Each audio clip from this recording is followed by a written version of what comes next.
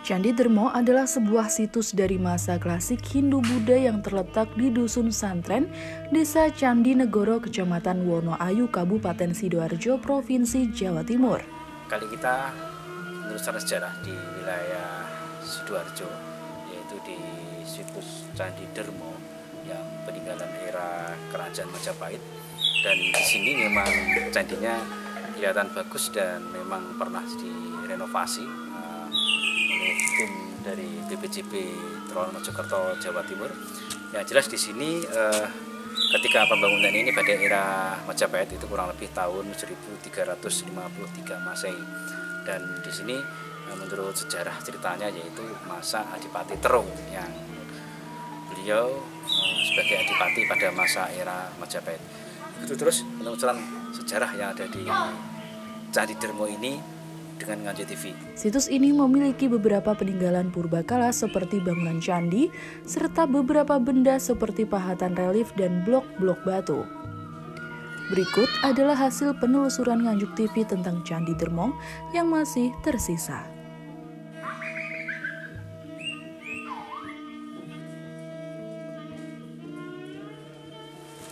Ternyata ketika di sini ketika ada pemugaran atau mungkin sebelum pemugaran, apakah dulu itu menurut warga setempat itu pernah ada beberapa arca yang di situ yang tergambarkan seperti dewa, ya, seperti dewa arca di sini. Dan di sini juga ada di panel 4 penjuru mata angin itu ada beberapa panel ya, seperti itu. Nah, selain itu juga ada seperti kepala kala makara seperti itu. Nah, di sini ketika pernah direnovasi atau mungkin dieskavasi sama era kolonial, kurang lebih itu pada tahun 1905 hingga sampai 1914. Itu yang merenovasi itu ahli-ahli sejarah atau arkeolog pada masa kolonial atau orang-orang Belanda pada masa itu. Nah, selain itu juga ukuran dari candi ini kurang lebih itu ketinggiannya itu 13,5 meter ya, 13 meter lebih setengah. Nah, itu perkiraan tingginya dari bangunan Candi Dermo ini. Nah, kita mungkin kalau lihat dari motif dan bentuknya kelihatannya candi ini eranya masa era Majapahit, dan dengan khasnya Majapahit sekaligus di sini juga ada motif-motif khusus yang menggunakan bata itu menggunakan asah ya, diasah seperti itu. Nah, di sini kemungkinan candi ini candi Siwa, Hindu Siwa. Cuman di sini kita belum tahu dalamnya kayak apa. Coba kita nanti melihat di dalam seperti apa. Apakah candi ini fungsinya untuk pintu gerbang masuk ke tempat peribadatan atau pintu gerbang ke pendopo bangunan seorang bangsawan. Nah, coba ini nanti kita kupas sedikit demi sedikit biar kita tahu, biar paham seperti apa candi ini dan fungsinya. Di utara Candi Dermo terletak daerah Terung yang tercatat dalam prasasti Canggu Brangga tahun 1280 Saka atau 1358 Masehi, dan beberapa catatan lain sebagai salah satu pelabuhan dan penyeberangan di Bengawan Brantas. Catatan mengenai Candi Dermo yang pertama dapat dilihat pada laporan Belanda yang ditulis pada tahun 1905 sampai 1913 dan 1914 sampai 1915. Untuk mengetahui kapan dan siapa yang membangun candi ini belum dapat dipastikan dan diketahui, sebab belum ada sumber secara tertulis atau angka tahun yang menyebutkannya. Hanya saja dari segi bangunannya, para ahli menduga Candi Dermo berasal dari abad ke-14. Setelah kita coba untuk masuk ke dalam, ternyata candi ini hingga sampai ujung atas sana memang masih asli ya, mengerucut, dan ruangan ini tidak lebih dari 2 meter persegi luas dan lebarnya.